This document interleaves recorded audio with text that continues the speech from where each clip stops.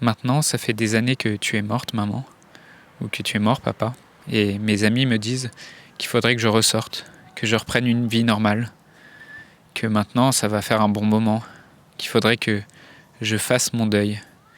Mais je comprends pas. Je vois pas ce que je pourrais faire pour faire mon deuil.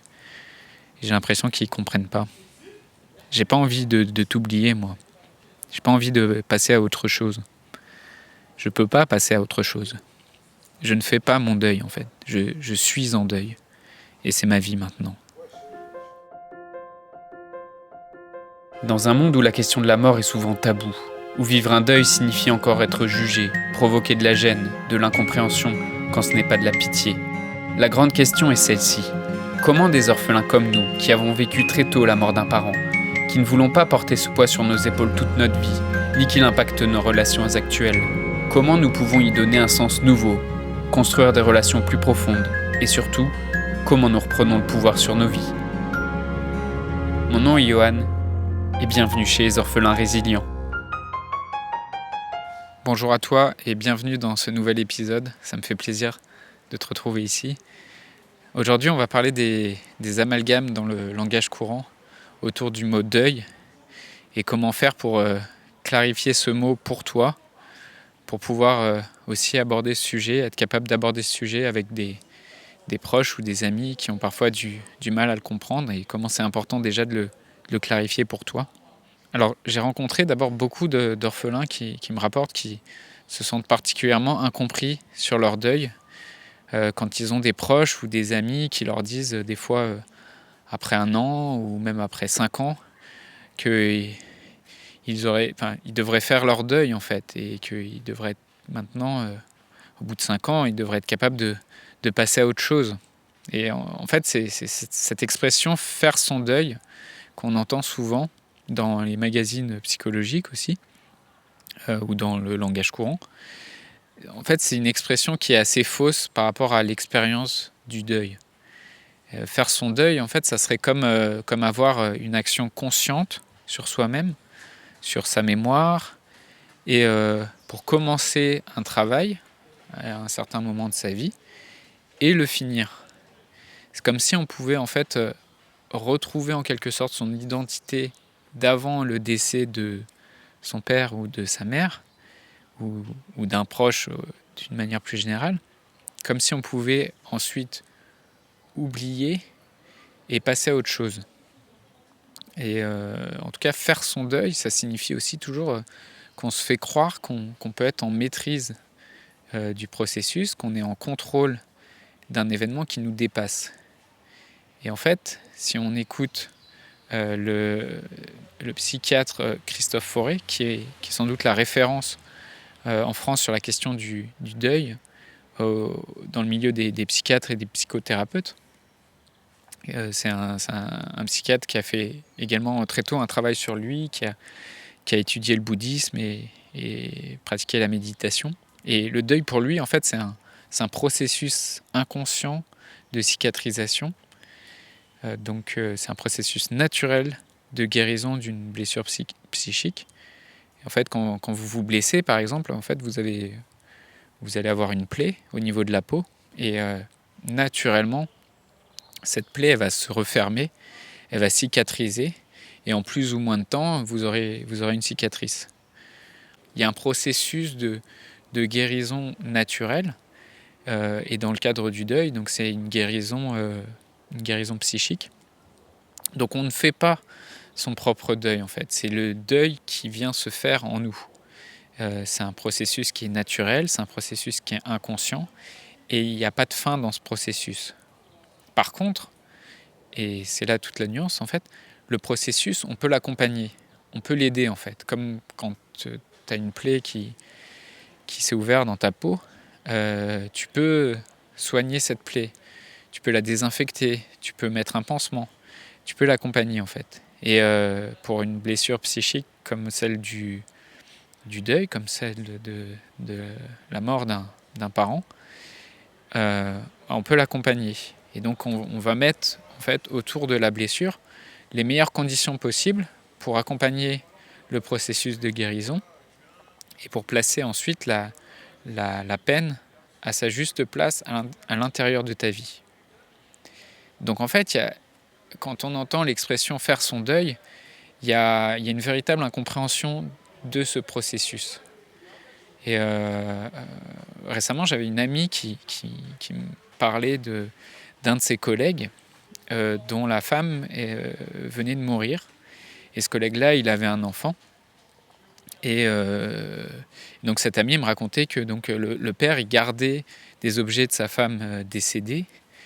Et toi qui a vécu cette expérience de deuil, bah, tu peux bien comprendre ce que ça peut symboliser et ce que c'est de vouloir garder des objets de ta mère ou de ton père, et même plusieurs années après, ou même en tout cas dans les premières années, tu as peut-être envie de tout garder. Mais cette amie-là, en fait, elle comprenait pas en fait que le père, un an après le décès de sa femme, eh ben, il avait gardé les photos, il avait gardé les vêtements, il les avait pas encore jetés, et elle jugeait que c'était un peu morbide, alors que pas du tout. Et donc ça démontre bien qu'il y a une grosse incompréhension du processus de deuil, et que les gens ils vont trop vite juger un deuil pour dire que il est pathologique ou morbide, parce que même ils ont une méconnaissance du deuil et une peur de leur propre mort, et une peur de la mort de leurs proches. Et donc il y a une vraie incompréhension de ce processus. C'est pour ça que c'est important d'avoir cette clarté par rapport à tout ça. Et enfin, il y a un dernier amalgame quand on parle de deuil. Souvent, là pour le coup, la psychologie est assez responsable de ça. Il y a des psychologues et il y a des magazines de psychologie qui font souvent le parallèle entre le deuil dans le cadre d'un décès, et qui réutilisent le mot deuil pour le deuil d'une relation dans le cadre d'un couple qui divorce, ou le deuil d'un travail quand un employé se fait renvoyer, ou un employé quitte son travail, et donc le deuil d'une période de sa vie. Et je vois aussi des coachs sur cette thématique du deuil qui prennent vraiment le deuil dans ce sens global, qui pour moi est un amalgame, et qui cherchent en gros, qui utilisent le deuil à toutes les sauces, et qui vont coacher le deuil dans une relation de couple, dans le cadre d'une rupture.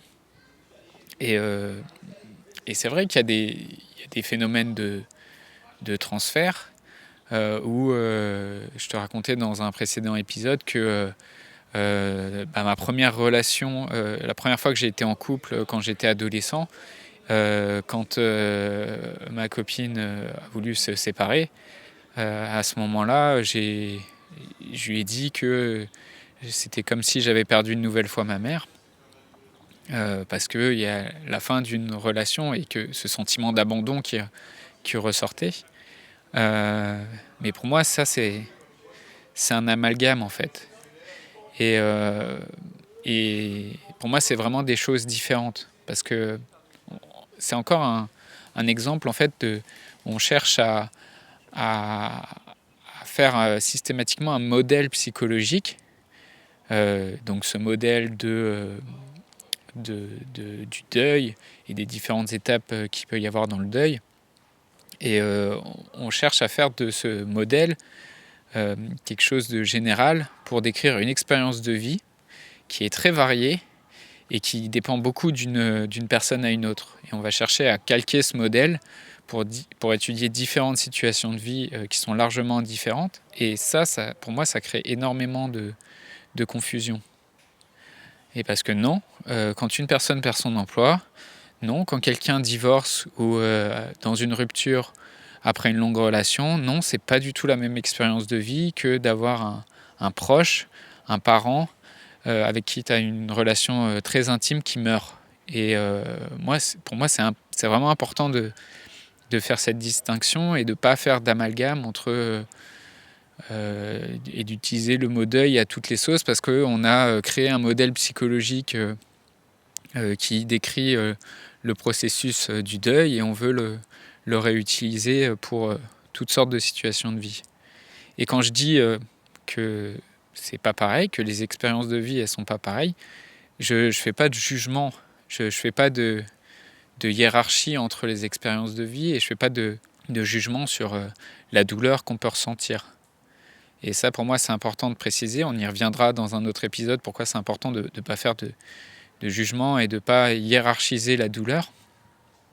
Parce que personne, en fait, va juger sur l'intensité de tes problèmes. D'accord ? Il y a des gens qui souffrent énormément, que la vie a malmené énormément.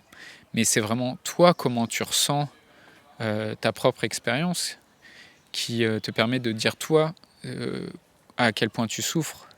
Par exemple, si je te tape sur l'épaule, je te donne une petite tape alors que tu n'as rien du tout, que tu vas très bien, tu vas prendre ça pour un geste un peu amical et ça ne va pas te gêner. Mais si tu as un coup de soleil et que là je te tape sur l'épaule, là ça va peut-être te faire très mal. Et c'est pareil en fait par rapport à un traumatisme, par rapport à la souffrance. L'événement en soi, il ne préconise pas la douleur que tu vas ressentir. Il n'y a pas de relation de cause à effet entre l'événement vécu et les conséquences. En fait, ça dépend de qui on était avant, de l'entourage et du contexte. Et donc, c'est pour ça que je dis que c'est important de dire qu'il n'y a pas de hiérarchie dans la douleur. Et en tout cas, pour moi, je fais vraiment la différence entre le deuil, qui est qui est le processus et l'expérience que tu vis quand tu perds quelqu'un avec qui tu étais proche, enfin quand il y a quelqu'un dans ton entourage qui meurt, et pour moi ce qui est par exemple une rupture ou dans le cadre d'un couple, un divorce. Et pour moi je pense que c'est important de ne pas faire d'amalgame de faire des parallèles entre ces différentes situations parce que ça crée énormément de confusion. Et je pense que avoir cette clarté entre le deuil lié à la mort d'un parent et les expériences que tu peux vivre en fin de relation ou à la fin d'un travail, ça évite la confusion et ça permet aussi de mettre les choses en perspective. Et pour moi, ça limite aussi le transfert que tu peux faire sur une autre personne, sur ton compagnon, sur ta femme. Et ça aide avoir cette clarté, ça aide le processus de deuil dont je te parlais en début d'épisode. Est-ce que toi aussi, tu as rencontré des amalgames sur cette question du deuil dans le langage quand t'en parlais à des proches, avec des proches ou des collègues qui ne comprenaient pas ce processus? Ou peut-être tu as lu des magazines qui faisaient ces amalgames. Est-ce que toi, personnellement, dans ton vécu d'orphelin, il y a des choses comme ça qui t'ont fait culpabiliser de ne pas avoir fait ton deuil, comme si on attendait ça de toi? Viens échanger avec nous, viens échanger avec les orphelins résilients dans le groupe Facebook. Je voudrais te remercier d'avoir écouté cet épisode et j'espère sincèrement que ce que je t'ai partagé aujourd'hui t'a aidé. Si ça t'a aidé, alors assure-toi de le partager avec quelqu'un d'autre qui en a besoin. J'ai créé récemment un groupe Facebook qui rassemble des orphelins ayant pour mission de partager leur expérience et de s'entraider. Ce groupe s'appelle Orphelins Résilients et l'accès est gratuit. Tu peux retrouver tous les détails pour rejoindre le groupe dans la description du podcast. Orphelins Résilients, c'est une communauté d'orphelins entreprenants, audacieux, ayant réellement envie de faire une différence dans leurs relations auprès de leurs proches et avoir une vie de couple inspirante. Dans ce groupe, tu retrouveras des interviews d'experts et d'artistes, des questions-réponses, des lives et des méditations, et surtout un groupe d'orphelins motivés, courageux et bienveillants. Donc je t'invite à rejoindre le groupe dès maintenant, c'est l'endroit dans lequel je partage le plus de contenu en ce moment.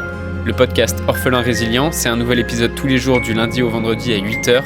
Merci encore pour ton écoute. Je te laisse découvrir le sujet du prochain épisode. À très vite. Dans le prochain épisode, je te raconterai que j'ai été en couple avec une orpheline et ce que ça m'a appris.